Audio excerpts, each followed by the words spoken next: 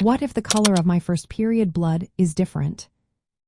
If you're wondering why the color of your first period blood might be different from what you expected, you're not alone.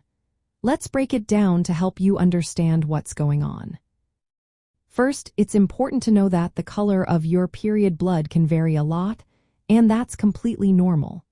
When you start your period for the first time, the blood might look dark reddish-brown rather than the bright red you might have imagined. This brownish color is because the blood has had time to oxidize, which changes its color. As your period progresses, the color can change. At the beginning, it might be bright red because the blood is fresh and hasn't had time to oxidize. This bright red color indicates that the blood is being shed quickly from your uterus. Later on, as the flow slows down, the blood can turn a darker red or even brown because it's been in your uterus or vagina for longer.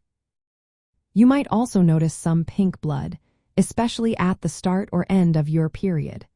This is usually because the fresh blood mixes with your vaginal discharge, diluting the color.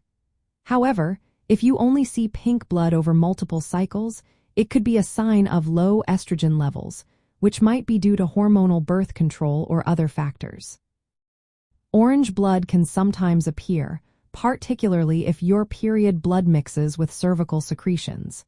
But if the blood is a bright orange, it could indicate an infection, so it's a good idea to see a doctor. Black or very dark blood is also possible, especially towards the end of your period.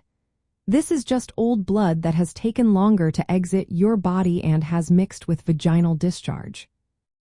In terms of texture, your period blood can be thin and watery or thick and clumpy.